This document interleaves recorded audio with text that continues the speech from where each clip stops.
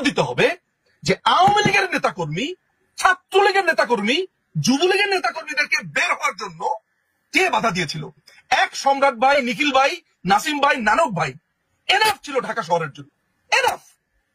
এক সম্রাট ভাই যদি ঠিকভাবে নামতে পারতো, বা ময়মনসিংহের বাবেল ভাই যদি নামতে পারতো, আমাদের শান্ত ভাই, মহিতুর রহমান শান্ত, এই 5টা লোক নামতে পারলে, একটা সাইড গ্যাপের জাহাঙ্গীর ভাইকে যদি তিনি নামতে পারতেন, একটা লোকের সাহস থাকতো এই ঢাকাতে গ্যাঞ্জাম করার।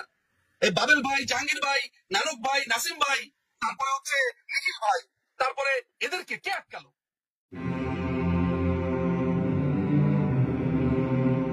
প্রশ্ন হচ্ছে যে মূলত বাংলাদেশ আওয়ামী লীগের ভেতরে কেউ কি করেছে কিনা। দেখেন, আমরা এখন এরকম যে কোনো একটা স্টেটের ভেতরে আছি, সেই জায়গাতে আমার মনে হয় না বাংলাদেশ আওয়ামী লীগ এই মুহূর্তে কাউকে কনফ্রন্টেশনে আনা, কাউকে ব্লেম করা, কারণ আমরা আহত অবস্থাতে আছি, উইন্ডেড। এরকম আহত অবস্থাতে প্রথমে যেটা দরকার, আমার যে ক্ষত, সেই ক্ষতের চিকিৎসা প্রয়োজন। আমি আহত হয়েছি, আমি নিজেকে আস্তে আস্তে আস্তে আস্তে করে ঠিক করবার চেষ্টা করছি। এই আহত বাংলাদেশ আওয়ামী লীগ হয়েছে নানান ভাবে, বেইমানি, বিশ্বাসঘাতকতা থেকে শুরু করে নানান ভাবে। কে কারা কিভাবে আছে সেই জায়গাতে আমি আপনাকে নিয়ে যাচ্ছি না, সেই মানুষগুলোর নামও বলছি না। অনেকের নামই আপনি বলছেন, অনেকের রেফারেন্সে আপনার কথা বলছেন, তো হয়তো বা অনেকের ব্যাপারেই সামনে প্রশ্ন আসবে। এখন যারা মিডিয়াতে অনেক রকমের রেফারেন্স দিচ্ছেন, সেগুলো সামনে আসবে, এখন না।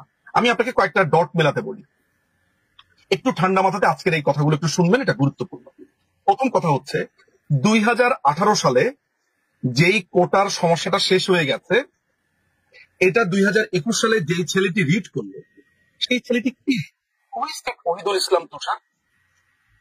আচ্ছা, 2021 সালে সে রিডটা করলো, 21, 22, 23, 24, 3 বছর, 3.5 বছর, 4 বছর, কোনো সারা শব্দ নাই সেই রিডে।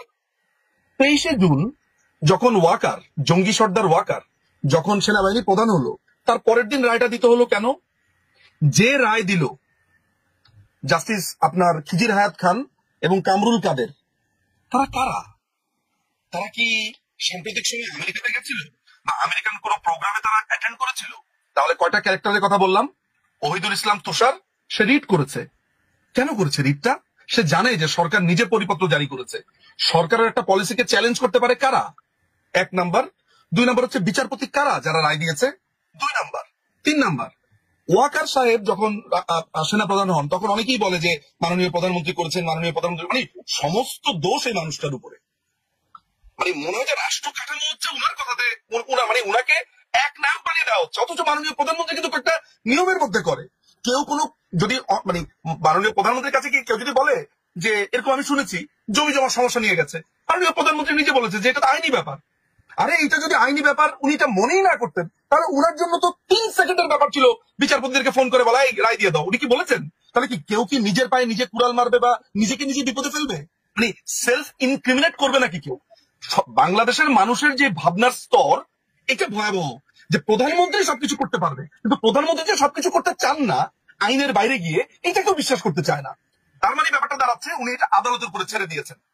উনি যদি আদালতের উপরে ছেড়ে না দিয়ে উনি যদি প্রভাব খাটাতেন, তাহলে একটা প্রমাণ এর মধ্যে একটু দিয়ে রাখা ভালো। 1999-এ এই মাননীয় প্রধানমন্ত্রী থাকা অবস্থাতে তার বিরুদ্ধে কন্টেম্পট অফ কোর্টের কিন্তু অভিযোগ দায়ের করেছে। তার মানে কি, উনি যদি প্রভাব খাটাতেন তাহলে ওই লোক কোনোদিন এই পিটিশনটা দায়ের করতে পারতো? আমি প্রমাণটা করছি এই কারণে যে মাননীয় প্রধানমন্ত্রী অল দ্য টাইম আইনের প্রতি শ্রদ্ধাশীল ছিলেন। আচ্ছা, এই যে আইনের প্রতি শ্রদ্ধাশীল এত বড় আমি বয়ানটা দিলাম, কেন দিলাম? এই কারণে দিলাম যে ওয়াকার যখন 23শে জুন তিনি আপনার সেনা প্রধান হয়, নাকি ডিজিএফআই এর রিপোর্ট আছে, নাকি এনএসআই এর রিপোর্ট আছে, বিভিন্ন গোয়েন্দা সংস্থার রিপোর্ট আছে, এগুলো কি আমরা বিবেচনা করেছি? তাহলে এই ওয়াকারকে একেবারে এমন একটা পজিশনে কারা আনলো রিপোর্ট টিপোর্ট দিয়ে যে সে হচ্ছে সবচেয়ে যোগ্য? আমাদের মনে হয় এইটাও ভাবার দরকার আছে। আচ্ছা, ফলে মাননীয় প্রধানমন্ত্রীর উপরে দায় চাপানোর কোনো কারণ নেই। একটা কি দায় চাপানো হয়? উনার হচ্ছে কি, উনার কাজিনের হাজবেন্ড। মানে এটা তো খুবই সহজ। আপনি আমাকে একটা ঘুষি দিবেন, ঘুষি দেওয়ার জন্য আপনাকে একটা পয়েন্ট লাগবে না? এই নিজুম ভাইয়ের মতো দেখতে ওই লোকটা, তার মানে ওর কাজিন মনে হয়, দিয়ে একটা ঘুষি। ব্যাপারটা ওইরকম। আসলে ব্যাপারটা এরকম না। এখন আপনাকে তাহলে কি কি বললেন? কারা রিড করলো? সেই ওহিদুল আলম তুষার কে? তার ব্যাংক অ্যাকাউন্ট কি চেক করা হয়েছে? সে কেন রিড করা হলো? 3 বছর পরে এই রিডটা ঠিক 24শে জুন কেন আদালতে উঠলো? এটা কি আমরা চেক করেছি? এই কামরুল কাদের, খিজির হায়াত, এই হাইকোর্টের 2 বিচারপতি কারা? এদের আমেরিকান কানেকশন কি আছে? আমরা কি সেটা দেখেছি? আচ্ছা, এগুলো গেল একটা। এরপর আমি আপনাকে আরেকটা, এইটার সাথে সাথে আমি আপনাকে আরেকটা ছবি দেখাই। ধরা যাক সুলতান আপা, আমি আপনাকে অ্যাটাক করব, নিজাম মজুমদার আমি আপনাকে এখন অ্যাটাক করবো, আপনি এখন স্টুডিওতে আছেন নিউ ইয়র্কে, কিন্তু কেউ যাতে কোনোভাবে না বোঝে অ্যাটাকটা আমি করেছি। আমি আরিফ জাগতিক ভাইকে করলাম কি, রাস্তার মোড়ে রাখলাম একটা অস্ত্র নিয়ে, তার সাথে আরো 4টা টিম রাখলাম। এখন আমি আপনার সাথে এমন একটা আচরণ করলাম, এমন একটা পরিস্থিতি তৈরি করলাম, আপনি ঘুরে ঘুরে আরিফ জাগতিক ভাইয়ের ওই লেনে গিয়েই দাঁড়ালেন। আরিফ জাগতিক ভাই যে আরো 4জন লোককে ঠিক করেছে, আবার বাম দিকে ঘুরে ওই লেনেই গেলেন। তার মানে আমি একটা ক্ষেত্র তৈরি করেছি এই সেনাবাহিনী এই এই লাইনে নিয়ে আসার জন্য। কারণ আওয়ামী লীগের অনেক সিনিয়র লিডাররা, নাম বলবো না, নাম বললে এখনো নাম বলার সময় আসেনি, সিনিয়র লিডাররা আপনার রাস্তাতে আওয়ামী লীগের নেতা কর্মীদেরকে নামাতে চেয়েছিল।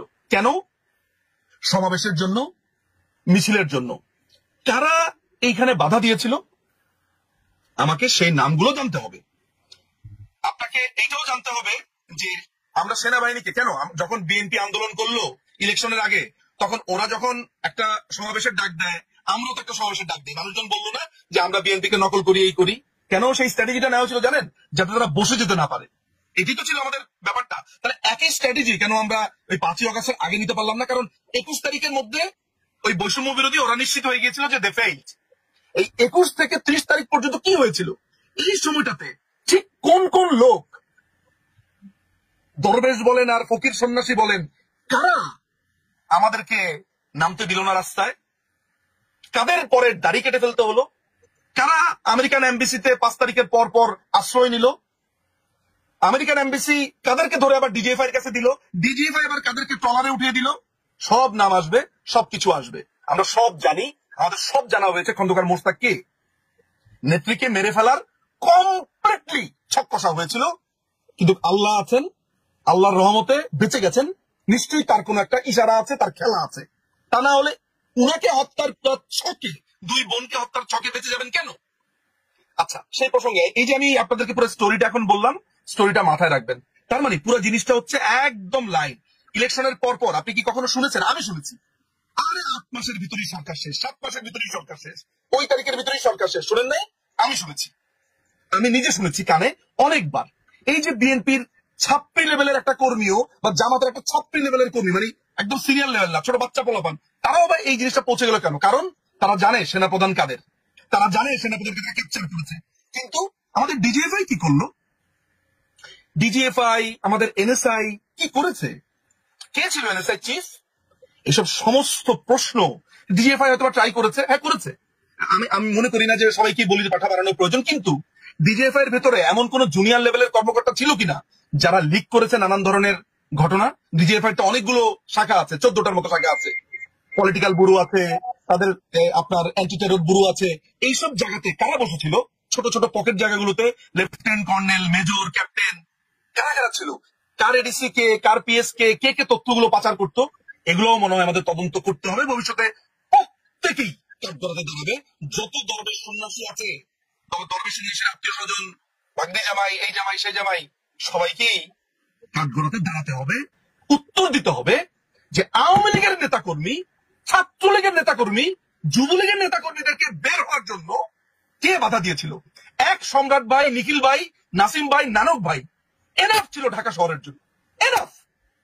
এক সম্রাট ভাই যদি ঠিকভাবে নামতে পারতো, বা ময়মনসিংহের বাবেল ভাই যদি নামতে পারতো, আমাদের শান্ত ভাই, মহিতুর রহমান শান্ত, এই 5টা লোক নামতে পারলে, একটা সাইড যখন জাহাঙ্গীর ভাইকে যদি আপনি নামতে পারতেন, একটা লোকের সাহস থাকতো এই ঢাকাতে গ্যাঞ্জাম করার? এই বাবেল ভাই, জাহাঙ্গীর ভাই, নানক ভাই, নাসিম ভাই, তারপরে হচ্ছে নিখিল ভাই, তারপরে এদেরকে কে আটকালো? হুইজ যাত্রাবাড়ির এমপি কে তাদেরকে কাজ করেছে বলেন? নামতে পারে নাই কেন? এইসব সমস্ত প্রশ্নের জবাব দিতে হবে যে আজকে ছাত্রলীগের ছেলেরা আজকে অনাহারে কাটাচ্ছে, পালিয়ে বেড়াচ্ছে, যুবলীগের ছেলেরা আজকে কাটছে।